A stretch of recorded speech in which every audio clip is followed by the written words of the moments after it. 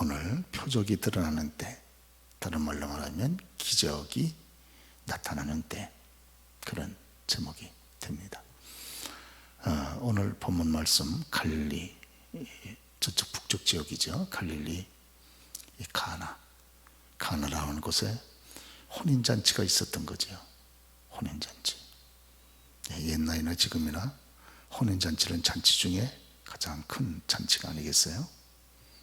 그런데 여기에 예수님의 어머니, 또 예수님과 예수님의 제자들도 초청을 받았어요. 그런데 이 잔치가 진행되는 중에 그만 보니까 포도주가 떨어졌습니다. 포도주. 이 포도주는 이스라엘에 있어서 포도주는 두 가지 역할을 하는 거죠. 물이 많지 않으니까 그 지역이 아무래도 이스라엘의 사막지대니까 음료수 역할을 하고, 첫째. 그리고 두 번째는 말 그대로 여기 포도주의 역할을 하는 거죠. 특별히 잔치집은 좀 기쁜 시간이니까 포도주가 이 술주자잖아요. 술주자. 물론 이 도수가 센 술은 아니겠죠. 알코올 도수가 만약 세다 그러면 무슨 술판 만들면 큰일 나잖아요. 혼인잔치에 와가지고. 이스라엘은 혼인잔치를 오래 하니까 보통 일주일씩 하잖아요. 우리는 뭐 그날 당일날 잠깐 하고 식사하고 끝나지만, 그러니까 이 포도주하고만 떨어져 버리고 마른 거예요. 우리도 여기 보면 연회장이 나오지 않습니까? 주로 연회장의 주 역할이 이 전부 잔치를 주관하는 사람이죠. 그렇기 때문에 그 잔치에서 나오는 모든 음식들, 음료들, 이런 것이 손님들한테 제공되기 전에 먼저 연회장이 먼저 다 체크를 합니다. 맛도 보고, 음식 맛도 보고, 또 여기 포도주 맛도 보고, 다 그러는 거죠. 그래서 포도주가 이 도수를 이 연회장이 체크를 적절하게 하는 거 아니겠어요?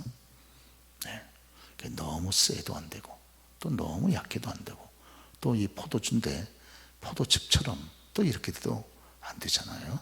그러니까 적절한 도수를 맞춰서 제공이 되게 하는 거죠. 그러면 이제 음식도 먹고, 또 포도주가 흥도 돋구고, 또 소화제 역할도 하고, 이러면서 이제 기쁨이 상승되는 거 아니겠어요? 그런데 잔치가 쭉 진행되다가 보니까 아까 포도주가 딱 떨어졌어요. 그런데 이 사실을 누가 알았습니까? 예수님의 어머니 모친 마리아가 알았습니다. 그래서 그 사실을 가지고 예수님한테 나아가서 포도주가 떨어졌다, 지금 현재 되어진 사실을 그대로 말씀을 드린 거예요. 포도주가 떨어졌다. 그러죠? 이걸 우리 신앙적인 용어로 말한다면 기도했다, 이렇게 되겠죠. 기도가 뭔가? 현재 내가 되어진 현재 상황을 말씀을 드리는 거예요. 말씀을 드리는 거죠. 아버지, 제가 지금 이런 상황에 있습니다. 말씀을 드리는 거죠. 그렇죠? 우리 이번에 하나님께서 은혜를 베푸셔서 여러분 기도해 주심으로 우리 예원이가 또 이렇게 수술도 잘, 안과 수술도 잘 마친 것 참 하나님의 은혜잖아요. 하나님 앞에 아버지 하나님, 예원이가 이제 수술을 받게 됐습니다. 이렇게 이게 말씀드리는 거예요. 그렇죠? 포도주가 떨어졌습니다. 주님. 이게 똑같은 얘기죠. 그럼 주님께서 그 말을 하는 의미를 다 주님이 알고 계시잖아요. 도와달라고 그러는구나, 해결해 달라고 그러는구나. 주님이 그거 모르시겠어요? 말씀 드리는 거예요. 그러니까 이게 우리가 오늘 보는 대로 예수님께서 거절하죠. 거절합니다. 여자여, 내 때가 아직 이르지 아니했나이다, 그런 말하지 않습니까? 아시는 대로 여자여 하는 말은 우리 개념에서 이렇게 생각을 해보면 이거 상당히 무례한 표현이 되는 거죠. 그러나 이게 우리 문화에서 생각해 보지 말고 이 원문이 고대 이스라엘의 문화 속에서 이 단어를 생각해 보면 그렇게 무례한 단어가 아닌 거죠. 우리 예수님께서 그렇게 무례한 분이시겠어요? 천지를 창조하신, 결국 인간의 언어도 창조하신 분이 예수님이신데, 그렇게 아무리 그래도 육신의 어머니한테 여자야 이러겠습니까? 그렇죠? 이거는 아주 고상한 존귀한 표현이다, 이렇게 보는 겁니다. 원문상에 보면 우리 예수님께서 십자가 위에서 돌아가실 때에도 밑에서 어머니 모친 마리아가 애통하며 흐느낄 때 예수님이 그 고통 가운데서도 어머니를 바라다 보시면서 여자여, 그렇지 않습니까? 아들이니이다, 그 얘기하잖아요. 그 똑같은 표현이라 그 말이에요. 그건 아주 귀하게 존귀하게 여겨서 쓰는 표현이다 그 말입니다. 그리고 또 여기서 하나 알 수 있는 것은 이제부터 예수님은 공생의 사역에 들어갑니다. 인간을 구원하기 위한 공적인 사역에 들어갑니다. 그러니까 어머니 마리아와 이제 사적인 관계를 끊고 공적으로 하나님의 위대한 구속 역사를 위해서 이제 공적인 입장에 섰기 때문에 메시아라고 하는 공적인 입장에서 아무리 육신의 어머니지만 마리아를 바라볼 때는 역시 구원받아야 될 마리아도 죄인이에요. 아마 그런 면에서 또 우리가 굳이 무리한 해석을 한다면 공적인 입장에서 구세주로서 마리아를 볼 때, 구원받아야 될 마리아를 볼 때 여자요, 이렇게 말을 할 수도 있었겠다, 그렇게 이제 우리가 해석을 해볼 수 있는 겁니다. 그런데 예수님께서 하는 말씀이 뭡니까? 여자여, 내 때가 아직 이르지 아니하였나이다, 그랬죠? 저와 여러분들이 꼭 기억을 해야 될 것은 하나님의 은혜를 받을 때 하나님의 때가 있고 내가 원하는 때가 있는데 이게 둘이 충돌하기가 쉽습니다. 이거를 조심해야 돼요. 우리가 기도하면서 하나님의 응답을 꼭 내가 원하는 때에 딱 맞춰가지고 주님이 주시기를 원합니다. 그런데 하나님은 하나님이 원하시는 저와 여러분들의 가장 유익한 그런 선한 때가, 하나님이 작정하신 때가 있잖아요. 하나님의 작정하신 때하고 내가 원하는 때하고 충돌이 된다는 말이에요. 이럴 때 우리가 조심할 필요가 있습니다. 그러면 내가 이렇게 애쓰고 노력하는데 우리 하나님은 응답하시지 않는가? 돕지 아니하시는가? 기도해봐야 소용없는 것이 아닌가? 이렇게 여러분 마음에 혹이라도 시험에 들 수가 있고 낙심이 들어올 수가 있습니다. 이때 조심해야 된다. 이때. 그러죠? 하나님은 저와 여러분들에게 가장 선한 것이 무엇인지, 또 여러분들의 그 선한 응답을 주어야 될 가장 좋은 때가 언제인지 주님이 아십니까? 모릅니까? 너무 정확하게 아시는 거예요. 그러니까 나 자신보다 나 자신을 더 잘 아시고 나 자신보다 나 자신을 더 사랑하시는 주님 앞에 구했으면 그 주님께서 가장 정확하게 가장 선한 것을 가장 선한 때에 허락하실 줄로 믿고 인내하고 참고 기다리는 저와 여러분 되시길 주의로 축원합니다. 그러죠? 우리가 신앙생활 할 때요, 이거를 잘 극복하고 넘어가야지. 그렇지 않으면 이것 때문에 낙심될 때가 있습니다. 낙심될 때가 내 때가 이르지 아니하였나이다, 이렇게 해가지고 이게 마치 거절받는 느낌이 들잖아요. 그러죠? 우리가 떡을 달라고 저 앞에 기도했는데 마치 돌을 넣는 기분이 들고, 생선을 달라고 기도했는데 주님으로부터 마치 정갈을 넣는 기분이 들 때가 있습니다. 이때 조심하셔야 돼요. 하나님은 가장 선하신 그런 계획을 가지고 선하신 응답으로 가장 하나님이 우리에게 적합한 때에 응답해 주신다.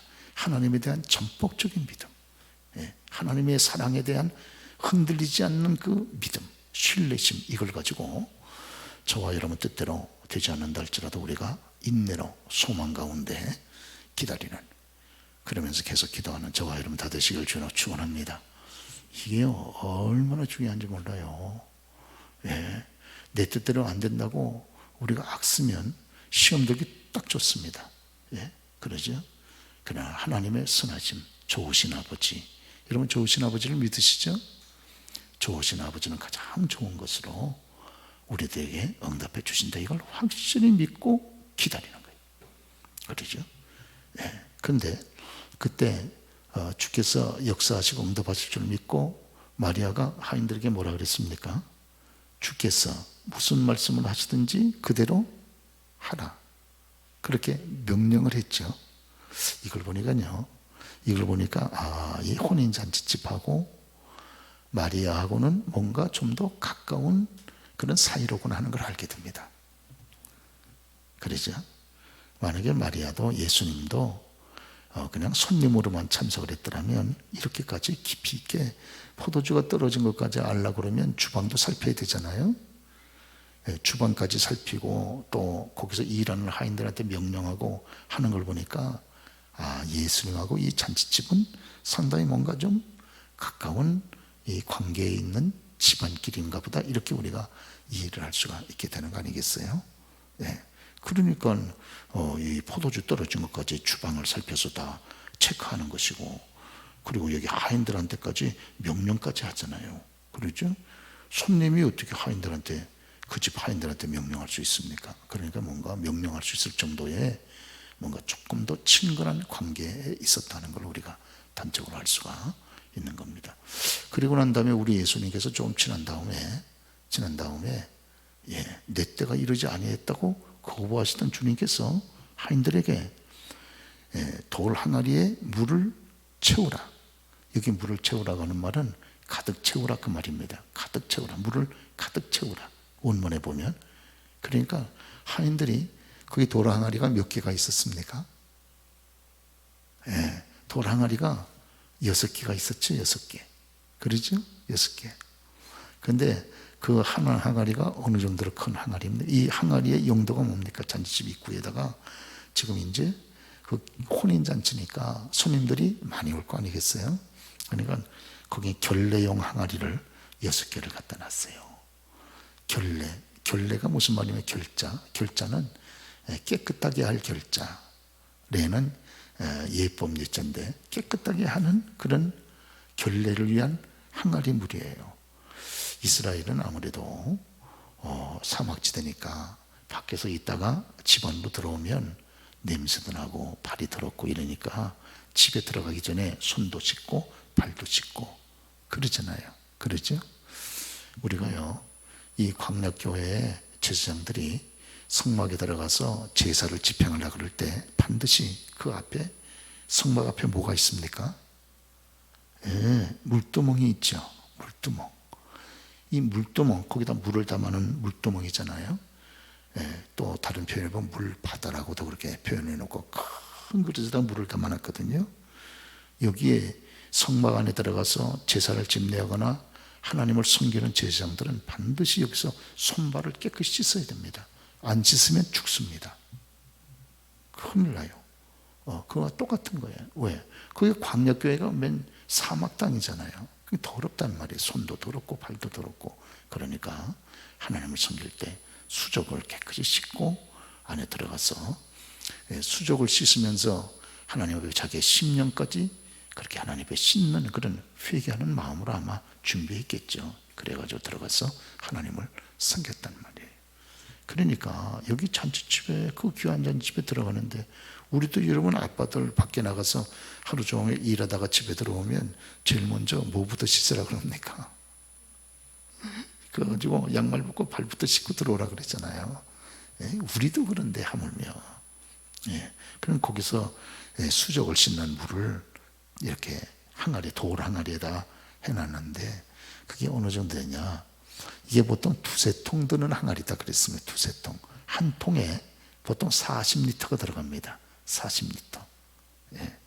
이거 좀 이렇게 시각적으로 볼 수 있으면 더 좋은데, 한 통에 40리터. 그러니까 2~3통이면 돌 항아리 하나에 보통 몇 리터 물이 들어갈 것 같아요? 만약 두 통이면 428, 80리터가 한 항아리에 들어가는 거고, 3통이 들어가면 432, 120리터가 들어가는 거죠. 그렇죠? 만약에 3통 들어가는 돌 항아리가 6개 있다 그러면 물이 얼마나 되겠어요? 120 곱하기 6하니까 720리터입니다. 720리터면 적은 물이 아닌 거지. 근데 주님이 그걸 갖다가 가득 채우라 그러니까 지금 여기 종들이 그 얘기를 듣고 가득 채우는 거예요. 가득 채워. 그러죠? 지금 잔치집이 얼마나 바빠요. 예, 손님들은 막 끊임없이 들어오고 나가고 지금 막 이런 정신없는 데인데 주님이 거기다 물을 가득 채우라 그러니까 하인들이 쓸데없는 지금 짓을 하는 거예요. 왜 지금 손님들이 지금 이미 잔치집에 들어온 손님들은 거기 물을 떠다가 다 손발 씻고 지금 들어왔잖아요. 그러죠? 아니 손님들은 손발 씻고 다 지금 들어왔는데 그 물을 떠다가 근데 왜 거기 물을 또 왜 올 손님들이 또 있는 것도 아니고 뭐하러 거기 물을 채우느냐 그 말이에요. 이게 상식적으로 안 맞습니다. 비상식적이고 비합리적이고 이해가 안 되고 그러죠. 그럼에도 불구하고 예수님께서 채우라 그러니까 채웠습니까? 안 채웠습니까? 여기 하인들이 아무런 불만사항이 없어요.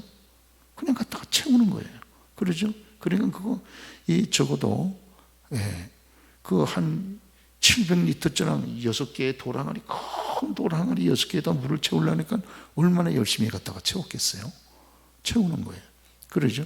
근데 문제는 채우는 것까지는 좋은데 한 걸음 더 나아가지고 예수님께서 그 종 하인들을 보고 그 물을 떠다가 연회장한테 갖다 주려는 거예요.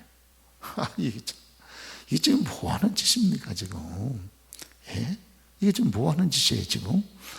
아니, 그 결례용 항아리에다 든 거는 말 그대로 씻는 물로 거의 갖다 놓은 건데 거기다 채우는 건 또 뭐고 그걸 또 떠다가 연회장한테 갖다 주려는 건 또 무슨 말입니까?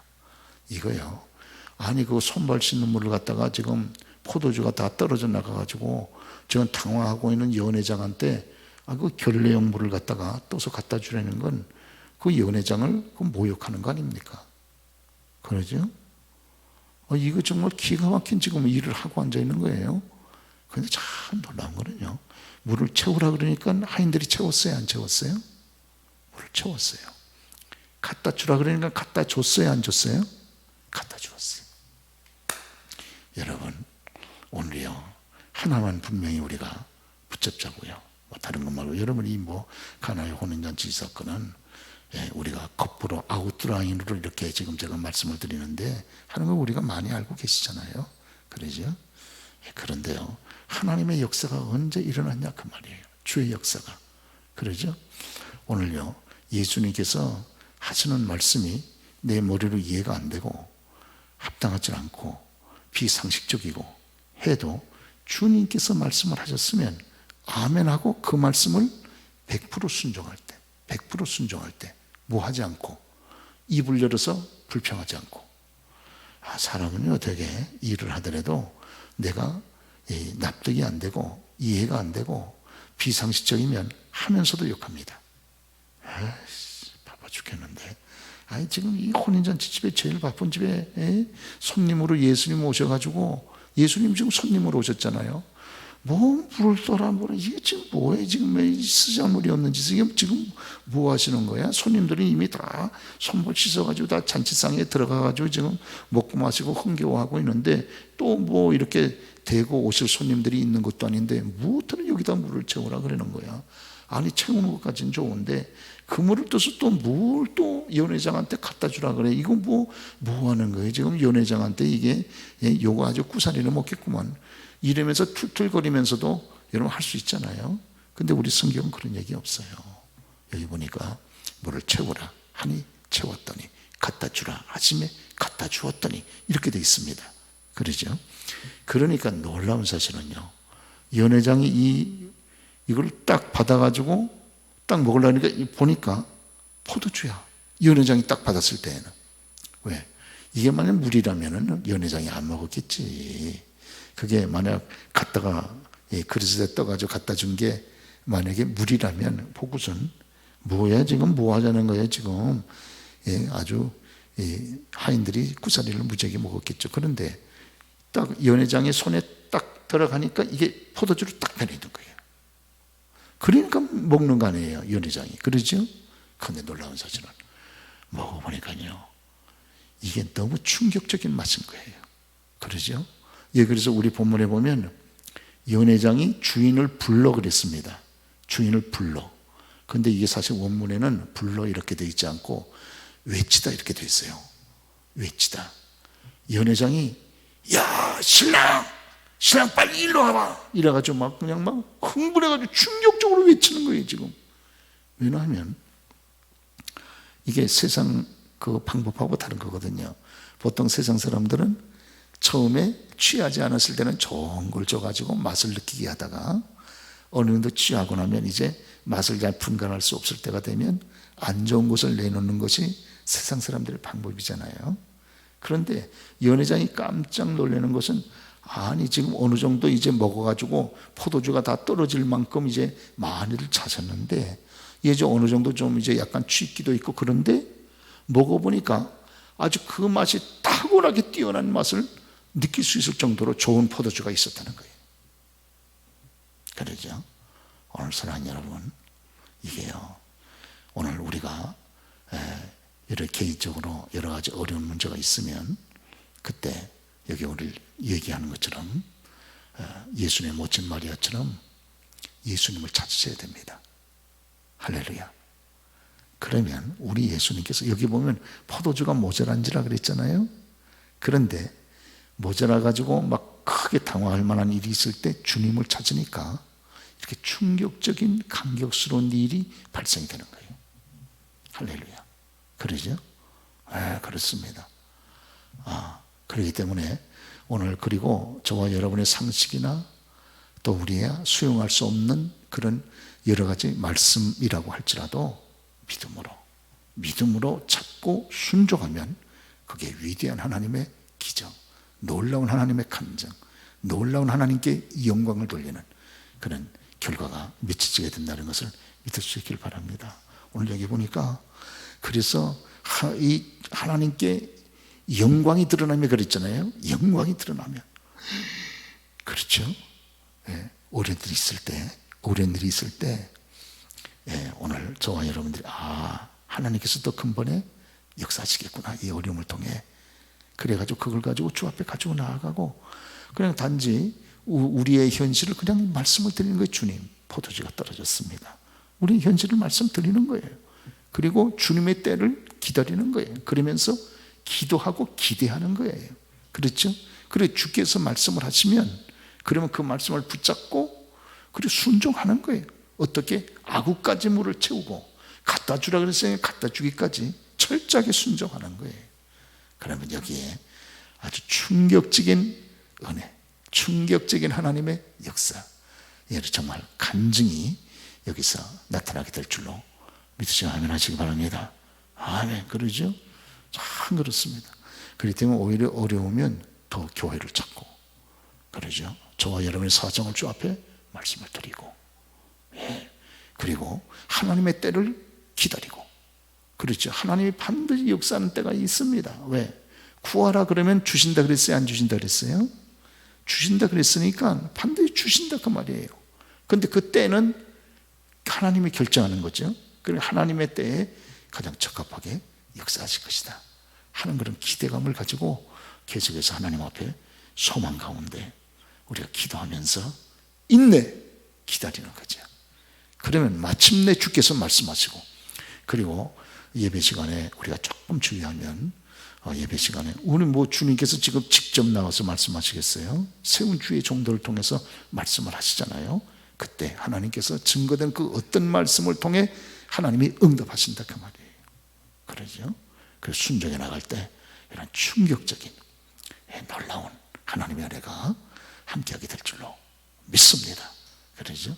오늘 참 이 가나의 혼인잔치 이 사건이 이거 보세요. 참 주 안에는요 이 포도주가 다 떨어져 가지고 이렇게 힘들어도 주 안에 있으면 이렇게 놀라운 그런 기적의 역사가 나타날 수 있다 그 말이에요. 그러죠? 인간이 하는 일은 꼭 뭔가가 열심히 준비해서 한다 그럴지라도 뭔가가 떨어져. 항상 문제가 있어. 그러나 이 문제 있는 우리의 삶의 현실에 주님을 모셔드리고 주의 도우심을 요청하면 항상 위대한 주의 역사가 생각을 초월한 하나님의 위대한 역사가 우리 가운데 함께할 줄로 그렇게 믿습니다. 그러죠? 저와 여러분의 삶은 여기 물 항아리가 몇 개가 있었어요? 6개 있었죠? 자, 6이라는 숫자는 완전 수입니까? 불완전한 수입니까? 불완전 수죠? 6이라는 수는 불완전 수고 완전 수는 몇이에요? 7이라는 숫자가 완전 수죠?